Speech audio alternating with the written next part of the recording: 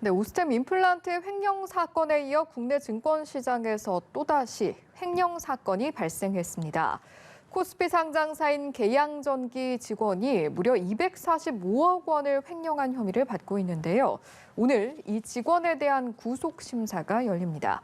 이 밖에 주요 사건 사고 소식들 이호영 변호사와 함께 짚어보도록 하겠습니다. 어서 오십시오. 네, 안녕하세요. 안녕하세요.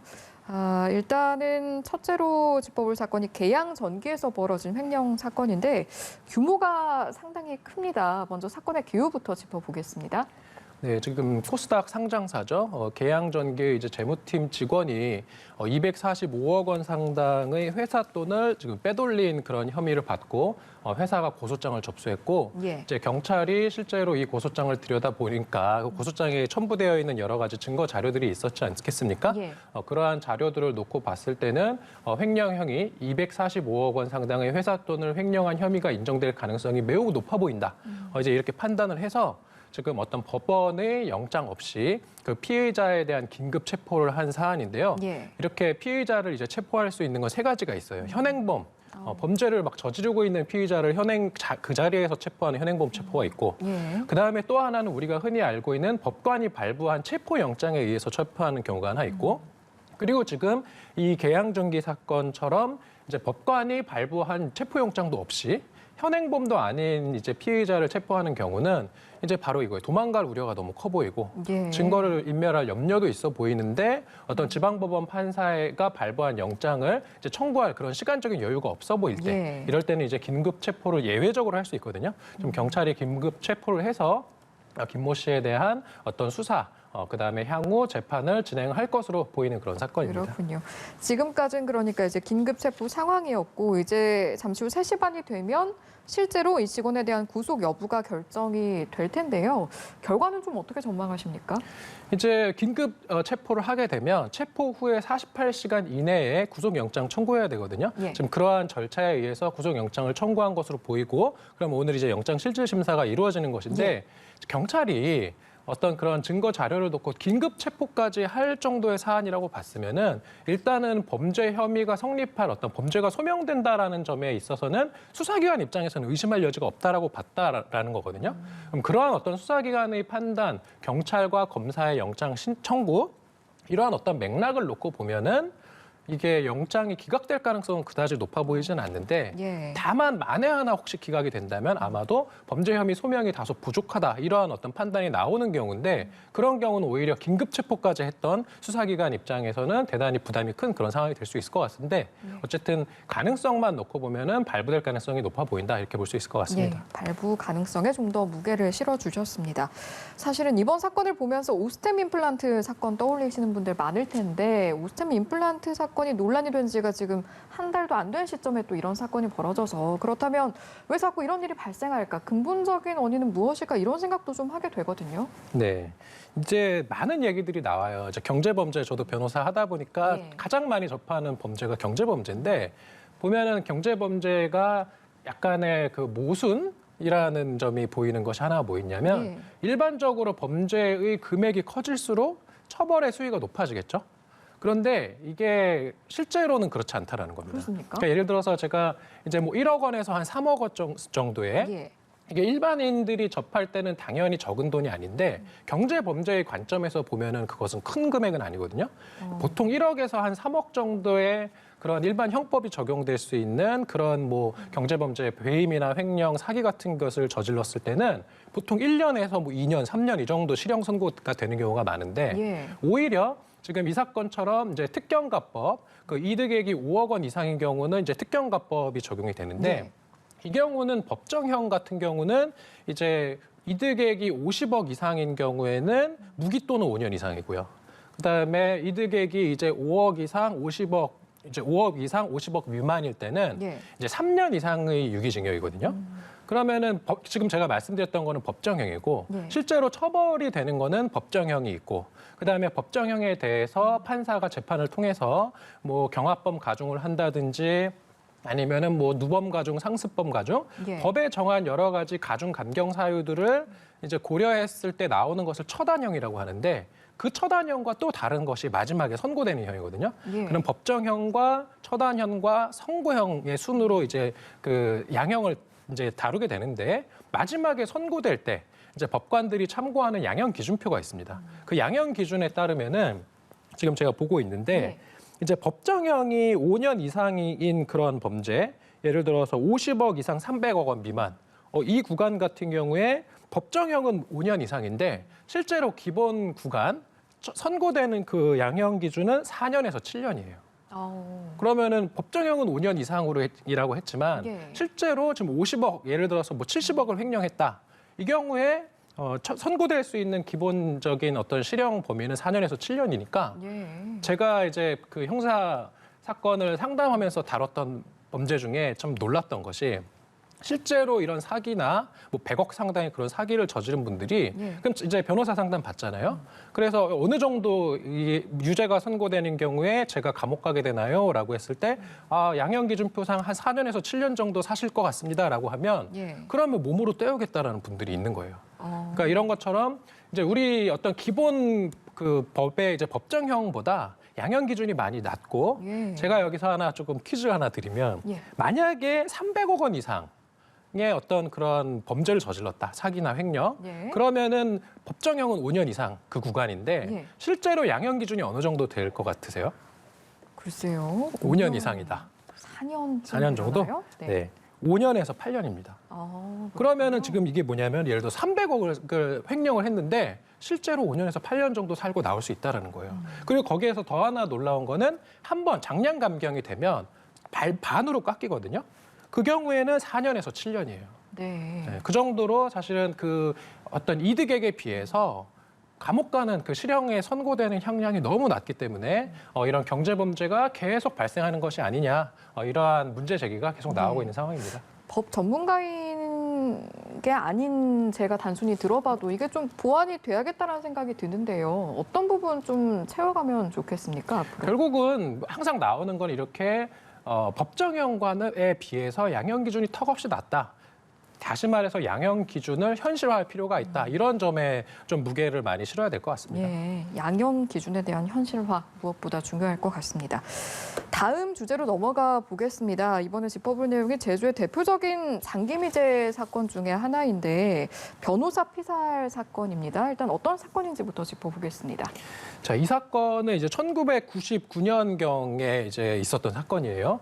제주의 이제 한 변호사에 대해서 이제 이거 재판 기록에 나오고 기사에 있는 것을 토대로 말씀을 드리면 예. 이제 오늘 무죄가 이제 선고된 50대 전직 조폭에 대해서 이제 제주지방법원에서 무죄를 선고했는데 예. 이 지금 무죄를 선고받은 사람이 어떤 사람이었냐면은 그 2020년 SBS 그것이 알고 싶다. 네. 여기에 본인이 직접 이제 인터뷰를 통해서 그 1999년도에 본인이 누군가의 이제 사주를 받아서 이 변호사를 이제 살인하라고 교사를 했고 그리고 실제로 실행 행위는 다른 사람이 했다. 예. 이런 경우면은 이제 전형적으로 그 살인을 교사한 것이 성립될 수 있거든요. 예. 그러니까 이렇게 방송에까지 나와서 이제 인터뷰도 하고 실제로 이게 그때 이루어졌던 그 변호사 피살 사건에서 수사기관이 확보했던 그런 자료들과 지금 이 사람이 이제 방송에서 나와서 한 말이 상당 부분 일치가 되니까 수사기관 입장에서는 난리가 난 거죠. 진범이 나타났구나. 예. 이렇게 해서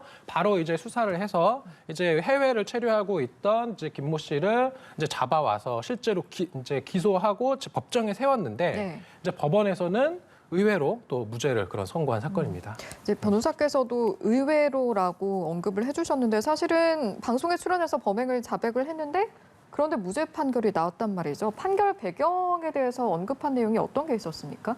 이제 그거예요. 그 법원에서도 이런 경우 참 난감할 겁니다. 왜냐하면은 이제 예전에 뭐 되게 유명한 그 오제이 심슨 그런 사건도 있지만 예. 이게 그 형사 재판의 가장 일대 원칙이 뭐냐면 범인을 잡아 넘는 것, 정의를 구현하는 것도 대단히 중요하지만 억울한 처벌을 받는 사람이 나오면 안 된다라는 게 오히려 형사 재판에서는 예. 최대의 원칙이거든요. 왜냐하면은 사람이 하는 일은 완벽할 수 없고 실제로 역사적으로 보았을 때 이게 그 3심까지 가서 유죄 판결 선고받고 예를 들어서 사형시켰는데 나중에 진범이 나타나는 경우가 있었죠.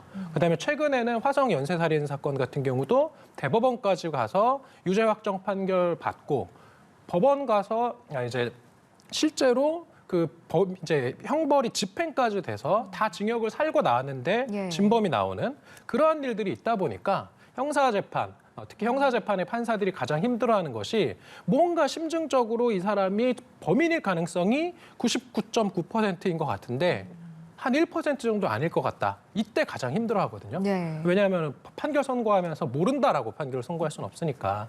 그래서 이 경우에는 이제 애매할 때는 피고인의 이익으로라는 형사재판의 대원칙을 이제 적용을 해서 네. 범인일 가능성이 상당 부분 높아 보이지만 아닐 가능성을 배제할 수 없다. 합리적인 의심을 거둘 수 없다. 이러면은 무죄 판결을 선고할 수밖에 없는데 예. 이 사건에 대해서 재판부는 검찰이 제기한 어떤 기소 내용 이러한 것들이 실제로 김 씨의 진술 내용과 상당 부분 일치하는데 예. 어쨌든 김 씨는 그 SBS 그것이 알고 싶다에 나와서 본인이 이야기했던 것이 오히려 거짓말이고 예. 사실은 자기가 그런 어떤 범행을 교사한 적이 없다 이렇게 이야기를 했고 그러한 어떤 김 씨의 그러면은 그 번복한 진술 예. 그 번복한 진술을 탄핵할 정도의 물증이 없는 이상 이것은 이 사람이 범인이 아닐 가능성을 배제할 수 없다. 따라서 무죄를 선고한다. 이렇게 지금 재판을 한 것입니다. 그렇군요.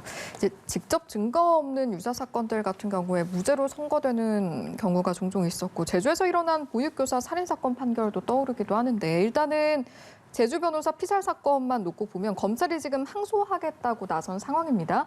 향후 좀 상황이 어떻게 전개가 될까요? 이제 보통 이제 그러니까 수사하고 기소를 한 그다음에 공소 유지까지 한 검찰 입장에서는 아마 유죄를 확신했을 겁니다. 특히 그 이제 방송에까지 나와서 본인이 이렇게 다 자백을 한 그런 사건이기 때문에 이제 아마도 유죄가 선고될 가능성이 높다라고 보았던 것 같은데 예. 재판부에서는 그것과 달리 이제 본 것이잖아요. 그러면은 수사기관 입장에서 이런 경우는 보강 증거를 더 마련을 해서 어떤 이제 항소심 재판부에 1심에서 제출되지 않았던 그런 증거를 제출하는 방안이 하나 있고 예. 또 하나는 그 1심 법원이 지나치게 소극적으로 판단을 한 것이다. 왜냐하면 지금 말씀하신 것이 직접 증거 없이 이제 유죄를 선고하지 않고 무죄를 선고한 그런 케이스인데 우리 대법원 판례상으로는 예. 직접 증거가 없으면은 유죄를 선고할 수 없다. 이건 아니거든요.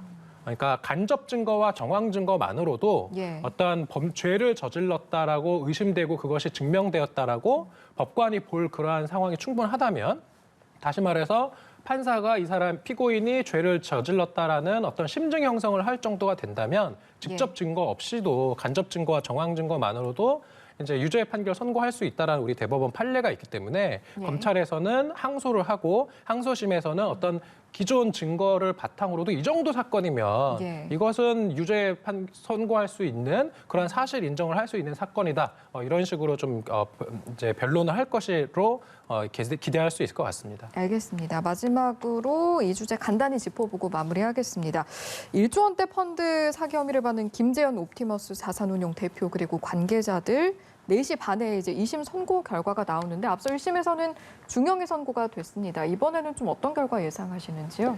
지금 옵티머스 이제 자산운용의 1조 원대 사기 사건이죠. 이게 결국은 공공기관 매출 채권에 투자를 할 것이다라고의 다라고 그런 어떤 이제 펀드의 판매 그런 설명서 이런 것들을 이제 바탕으로 해서 다수의 피해자를 이제 양산한 그런 사건에 대해서 예. 1심에서는 보면은 징역 25년, 김재현 대표에게 25년을 선고했었는데 이때 이 25년 징역 25년 선고될 당시에 쟁점이 되었던 것들이 여러 가지가 있는 것 중에 하나가 바로 이제 김재현 대표가 자기는 실제로 이러한 실행 행위를 이제 직접적으로 한 것이 아니라 형식적으로만 대표였고 진범은 따로 있는 것이다. 이런 식으로 본인의 책임을 피해 나가려고 했었고요.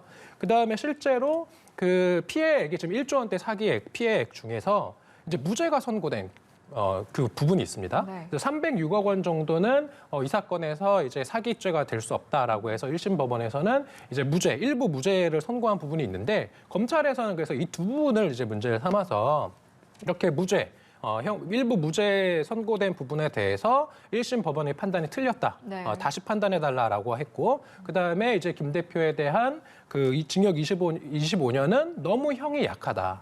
다시 말해서 이제 이것은 이 정도 사건이면 무기징역을 선고할 수 있는 그런 사건이다. 이렇게 해서 양형부당 이러한 사유로 이제 항소를 했고 예. 그 부분에 대해서 항소심에서 어떻게 판단하느냐에 따라서 1심에서 선고되었던 징역 25년보다 형이 더 높아질 가능성을 배제할 수는 없을 것 같습니다. 알겠습니다. 잠시 후면 그 결과를 알 수 있을 것 같으니까요. 관심 있게 지켜보도록 하죠. 지금까지 이호영 변호사와 이 시간 함께했습니다. 고맙습니다.